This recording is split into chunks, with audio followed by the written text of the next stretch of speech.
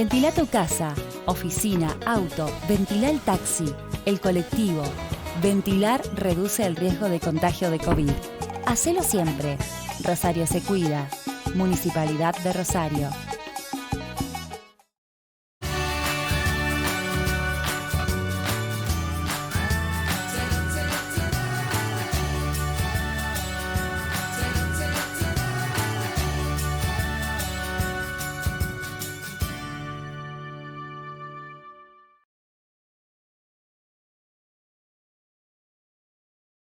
Buenas tardes.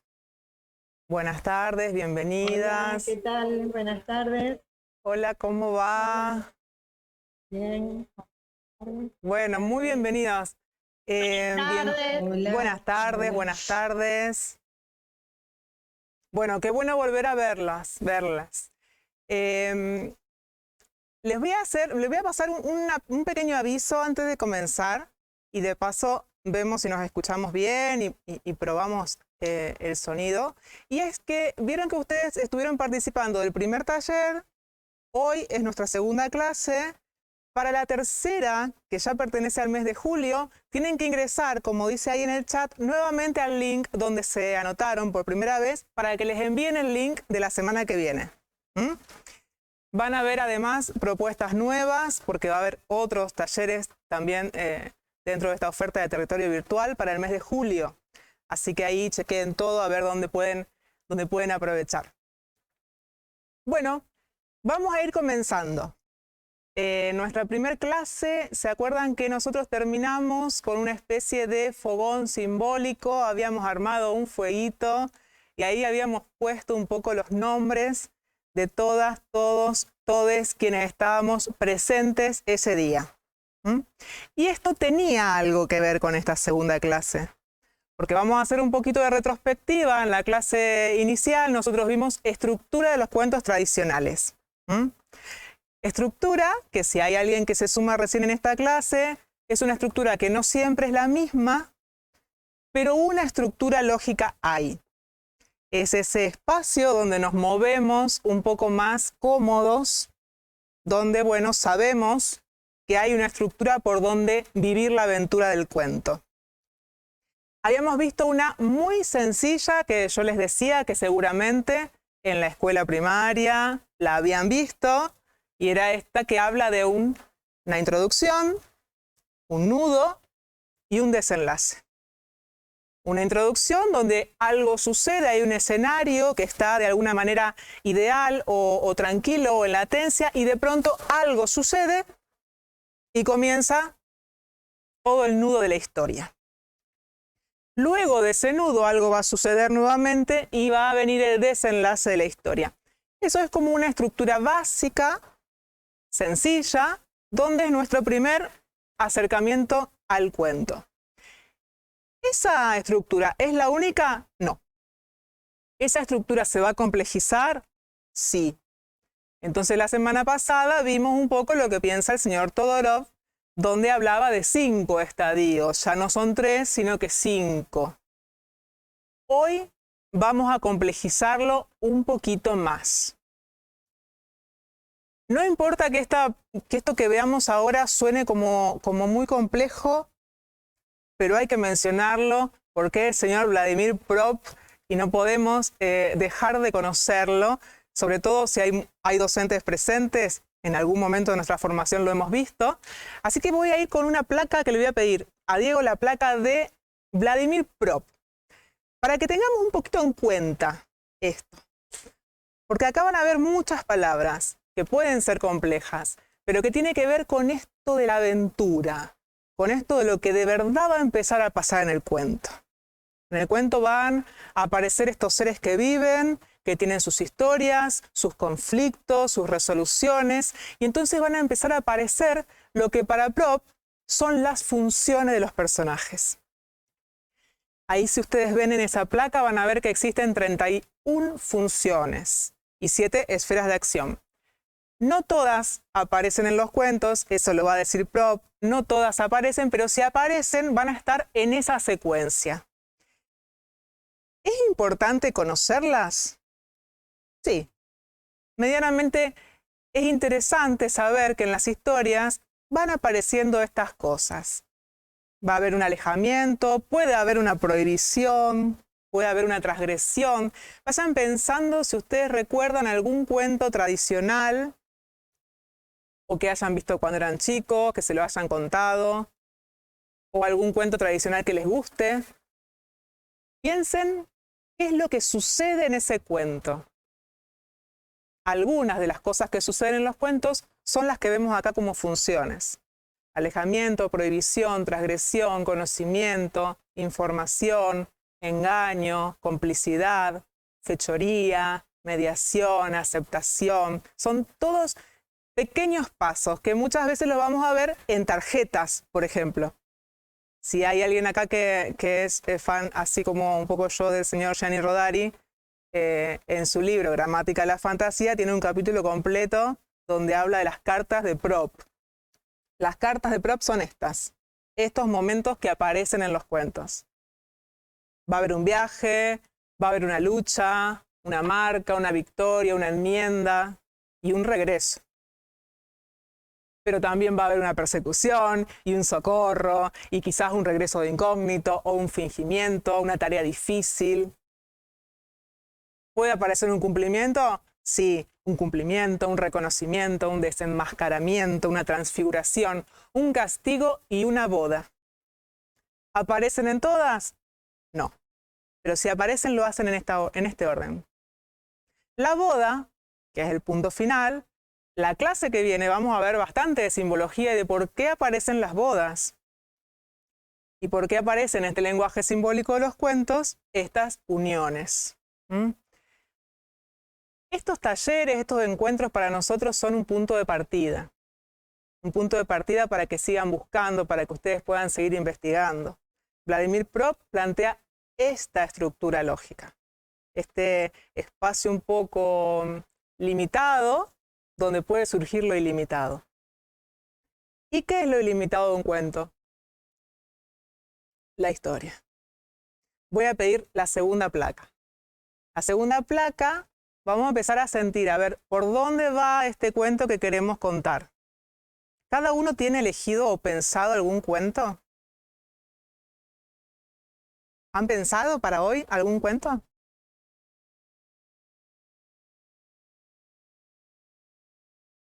Bien. Pueden escribirme en el chat o pueden abrir el micrófono y decirme a ver qué cuento pensaron de tradición oral.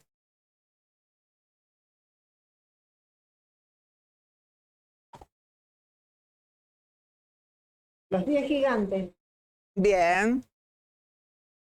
A ver qué otro cuento hay por ahí. O algún cuento que recuerden, ¿eh?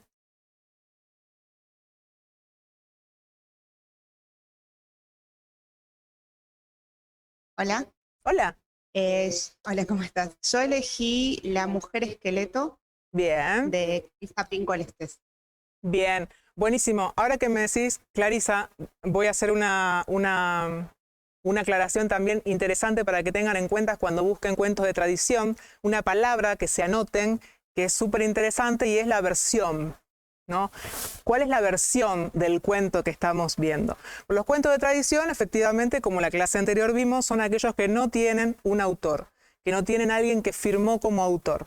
Son cuentos que pertenecen a nosotros como patrimonio de humanidad, digamos, ¿no? No hay autor. Quizás el autor es colectivo, sí es la memoria del pueblo, son esos cuentos que pasan de boca en boca, de generación en generación, pero sin autor. Pero ¿qué pasa con las versiones? Ahí sí encontramos diferencia, ahí sí. Por ejemplo, las versiones de Clarisa Pinkola Estés. En Mujeres que corren con lobos, ahí van a poder encontrar muchos cuentos tradicionales en la versión que ella recopila, toma y pone con su propia voz.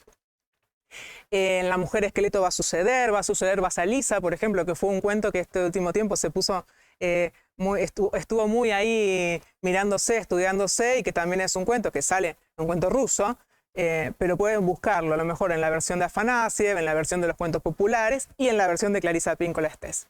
Entonces, cuando vean un cuento, pueden decir, este cuento trata de tal cosa, como vimos recién, tiene esta introducción, tiene este nudo, tiene este desenlace, y es la versión de tal persona. ¿Mm? Buenísimo, La mujer esqueleto, me encanta. Hermosísimo cuento. ¿Qué otros cuentos?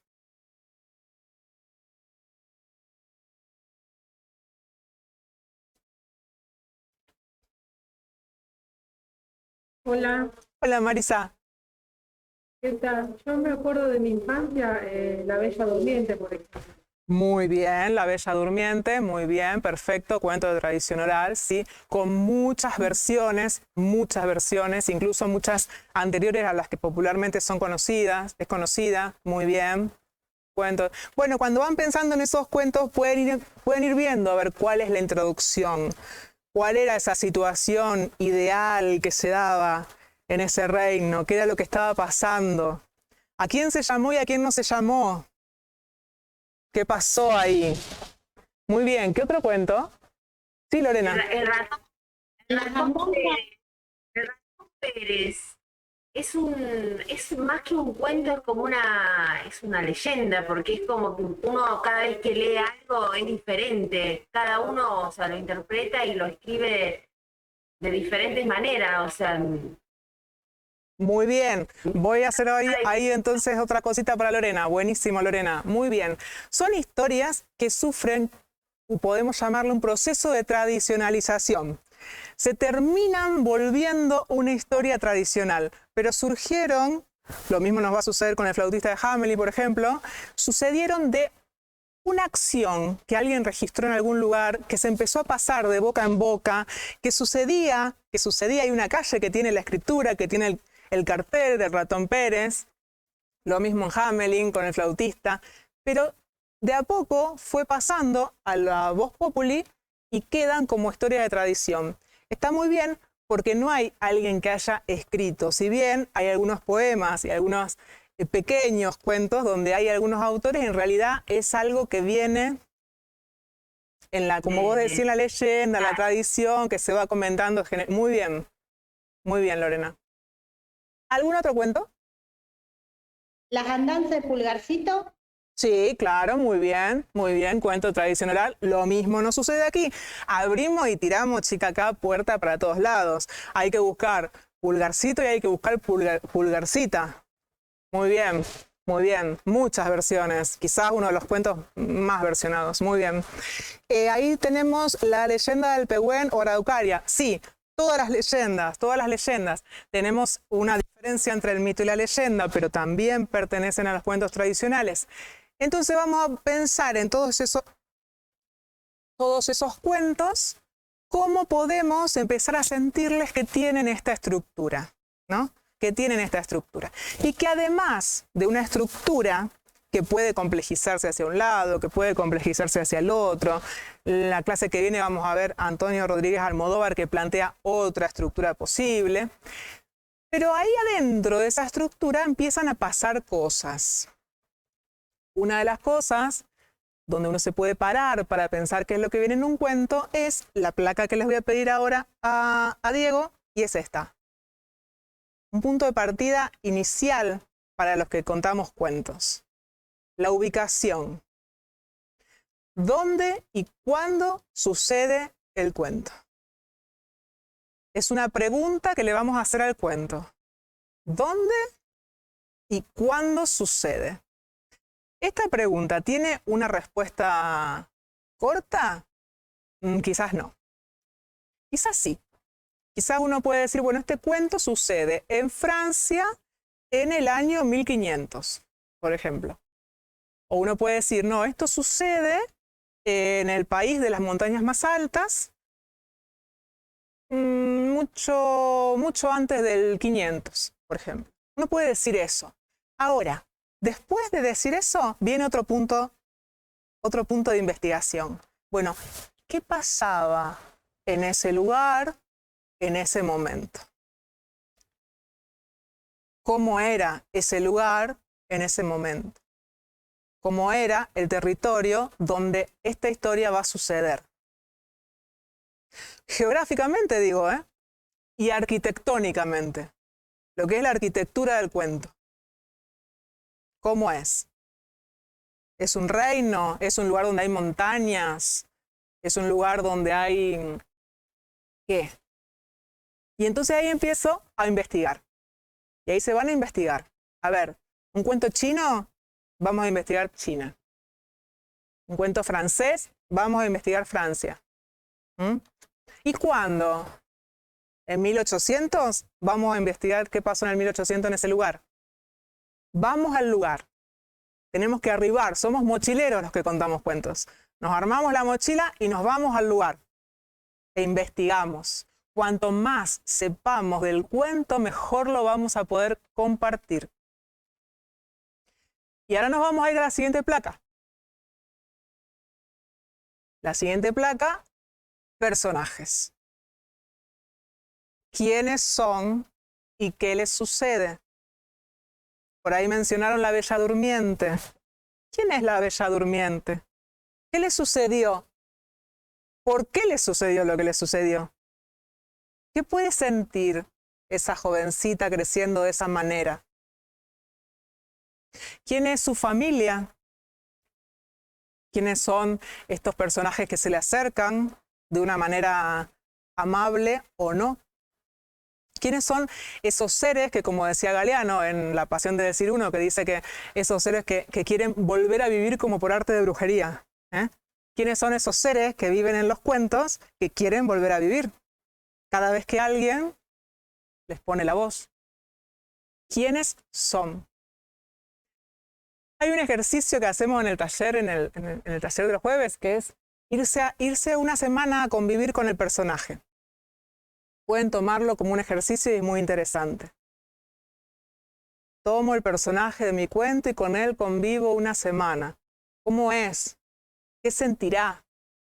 Con los cuentos de tradición podemos hacerlo porque son personajes de alguna manera arquetípicos, ¿no? No lo conocemos en detalle cómo fue su día a día, sino que podemos pensar, hacer un pensamiento un poco más global en base también a lo que nosotros vivimos en nuestra propia vida y nuestra historia. Bien, personajes, todas palabritas como para que se anoten en estas cápsulas que hacemos de taller. Personajes, ubicación, estructura, prop, movimiento. No es lo mismo una función que la otra. ¿Qué sucede? ¿Cómo se mueve esa historia? ¿Cómo se mueve? Cuanto más la conozco, más voy a poder compartirla. Y ahora voy a pedir una nueva placa con la que vamos a ver qué pasa al principio y al final de estos cuentos. Es la placa de las llaves. También anótense esa palabrita, las llaves. Cuando contamos un cuento, el tiempo no es el mismo que el tiempo que usamos para ir al súper a hacer compras o para ir a buscar a los chicos a la escuela. Abrimos un tiempo diferente. Cuando comienza un cuento, uno abre una puerta. Con la confianza, la responsabilidad, el amor, el afecto de saber que esa puerta la voy a volver a cerrar. Y ustedes van a estar a salvo. Quizás, ojalá, transformados. Les voy a hacer vivir un viaje en ese tiempo que les cuente el cuento. Las llaves son quienes nos abren y nos cierran las historias. Y seguramente ustedes conocen algunas que son muy, pero muy conocidas. A ver quién sabe una llave de apertura de cuento. ¿Quién se acuerda? ¿Cómo comienza un cuento? Había una vez. Había una vez. En un lugar muy lejano. En un lugar muy lejano. Ahí ya nos vamos a ubicación. Muy bien. La llave, el cuento lo abrís con el había una vez. Ya quienes te estemos escuchando vamos a saber que nos vamos a ir a un lugar donde el tiempo no es el tiempo. Donde el tiempo que conocemos no es el mismo. El había una vez nos lleva a ese lugar donde dijiste vos, al reino muy lejano. Y en el reino muy lejano vamos a saber quién vive. Y así comenzamos a contar un cuento. Había una vez en un reino muy lejano, un rey y una reina, y ya empezamos a conocer los personajes, que vivían muy tranquilos en su reino hasta que un día, y ahí nos va a abrir la puerta al nudo de la historia. ¿Y alguien conoce una llave para cerrar los cuentos? Vivían muy felices. Sí, muy bien. Vivieron felices. Perdices. Exactamente. Que si las investigamos, si las buscamos, también tienen una historia, un por qué se dicen. Un por qué se dicen. Colorín colorado, dice acá Diego. Muy bien, colorín colorado, muy bien. A ver, muy bien, como yo, me vine de Colorado hoy por eso. Muy bien, a ver, ¿qué otra llave? ¿Qué otra llave conocen? ¿Alguna otra llave que conozcan? Les voy a decir una de los cuentos árabes. Quienes cuentan cuentos árabes dicen así, te he contado esta historia y aquí la dejo. Y en el aquí la dejo, dejan la historia. Dejo esta historia aquí para que vos la cuentes y la compartas y la lleves a viajar mucho más de lo que esa historia ha viajado aquí. ¿Alguien conoce alguna otra llave?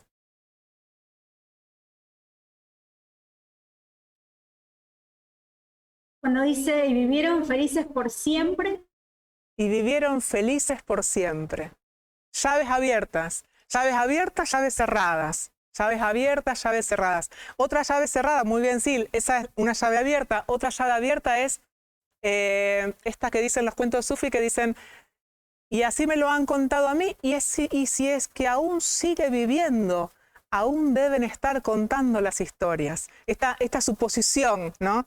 La suposición de que esa historia me la han contado y quizás todavía esa historia siga viajando. O quizás Fátima, por ejemplo, la hilandera, que se dice que vivió toda su vida muy feliz y quizás todavía estén allí viajando los cuentos de Fátima, las historias. Pero de alguna manera es un cierre, aunque sea abierto, y ojalá que sea abierto, porque todos sabemos que cuando algo es abierto, da lugar a otra cosa. Da lugar a otra cosa.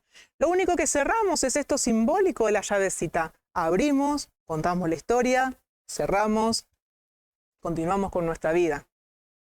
Pero si es abierto, siempre va a quedar ahí una semillita, algo dando vuelta, que nos haga seguir buscando. Y si seguimos buscando, está todo bien. Como decimos siempre, a la luz de las historias, siempre estaremos a salvo. Entonces, repasamos lo de hoy para retomarlo la próxima cuando demos simbología.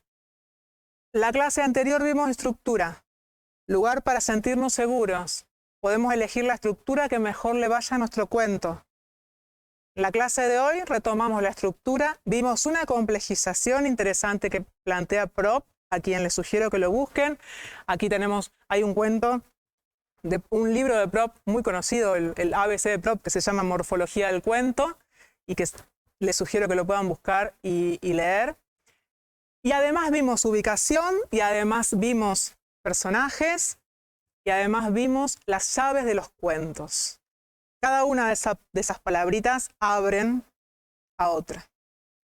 ¿Se acuerdan ustedes que la primera clase nosotros dijimos que yo tuve un problema ahí con el sonido, pero no las escuché muy bien? Pero ¿se acuerdan que pusimos en este fogón simbólico que tenemos los nombres de cada uno de nosotros? ¿Recuerdan que hicimos eso? Y de esa Sí, yo no estuve, pero... fuimos poniendo, es un ejercicio que hacemos siempre en narración, que es para poder percibir la voz y el silencio. Uno percibe al compañero, si el compañero habla o no habla, y cuando encuentra un silencio, pone su palabra. Y traemos esto de la velita y el fogón porque los cuentos de tradición oral sabemos que se vienen contando desde hace mucho, mucho, mucho tiempo y que nuestros ancestros lo hacían de esa manera. Prendían un fuego, se reunían alrededor del fuego y contaban su historia. Que no siempre eran historias inventadas. Muchas veces también era transmitir, como han sido las grandes epopeyas, la historia de lo que fue sucediendo en esa comunidad, en esas familias, hacia atrás, hacia atrás, hacia atrás. Bueno, entonces hoy también. En cada clase yo voy a prender una velita y siempre voy a sugerirles que cuando cuenten una historia, así se la cuenten a alguien o se la cuenten a ustedes mismas, porque eso lo hacemos mucho, los que contamos cuentos, que nos contamos a nosotros mismos, puedan prender una velita. Ese fuego es simbólico, pero nos trae algo que viaja en la sangre, porque la historia viaja en la sangre. Yo voy a prender la velita hoy y vamos a hacer el mismo ritual de la semana pasada, pero esta vez vamos a poner nombres de los personajes. Vamos a hacer un enlazado para que la primera clase pusimos nuestros nombres y en esta vamos a poner nombres de los personajes. Esto se amplía y se amplía y se amplía. Esto es así, todas prendan su micrófono. Una comienza poniendo el nombre de un personaje y todos van continuando. Me avisaron acá que nos quedan 5 minutos, así que voy a prender la velita. Y el que quiera comienza. Un personaje de cuento.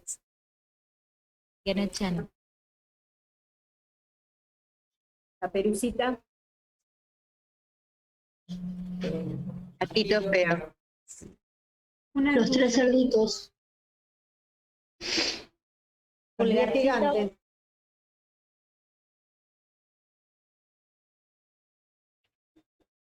Pinocho.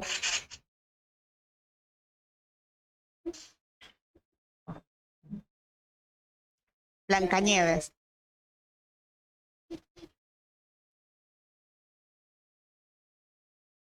El patito feo. El zorrito.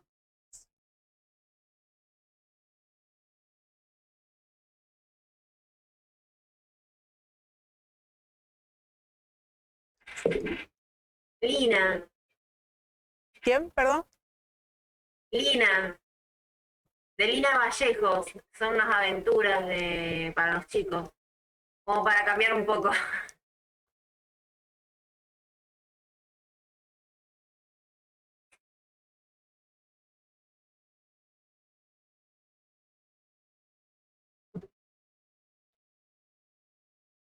Muy bien, bueno, yo voy a poner a Fátima, que la pongo generalmente en estos espacios para poder ir ahí a buscar un poco su historia. Y voy a hacer una breve mención a algo de lo que mencionaron, y es que aparecieron 2 personajes que han sufrido este proceso de tradicionalización que dijimos al principio. Y uno es el Patito Feo, que todos pensamos que es un cuento de tradición y es un cuento de autor, y otro es Pinocho, que también pensamos que es un cuento de tradición y un cuento de autor, de Collodi, pero que han sufrido ese proceso, que no es un sufrimiento, sino que han atravesado ese proceso y hoy en día forman parte de nuestra historia.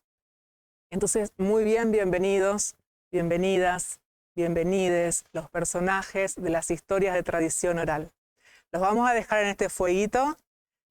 Les recuerdo nuevamente que para el link de la clase tercera tienen que volver a entrar en el mismo link que al principio cuando se anotaron, y volver a anotarse para recibir ese link y además ver todas las propuestas nuevas que va a haber en julio. Profesora. Sí. Sí, Marisa. Para poder realizarle una consulta, ¿puedo escribirle en algún lugar, algo? Porque ahora ya se terminó el tiempo. Sí, claro, Marisa. Ahí le voy a pedir a Lore que anote mi mail. Ahí abajo pueden escribirme el N Fernán 1, ponerle cualquier cosa, o Natalia de Kailas. Y a quienes estuvieron en la primera clase yo les mandé un mail. ¿Lo recibieron los que estuvieron en la primera clase? Así me escriben todo el tiempo. Sí. Marisa, si vos te sumas en esta, me escribís. Ahí Lore te pone en el chat mis 2 Fernán. N Fernán. Ahí, perfecto. Ahí tenés el N Fernán 1. O al personal que es nataliadekailas@gmail.com y me consultás y nos compartimos todo lo que necesiten de material, bibliografía, consultas, dudas, etc. Y nos Natalia de Kailas, KHA. Saca la KHA. Ahí va, Kailas. Sin la H, ahí, perfecto. Y me escriben. Y vuelvan a escribir. Sí.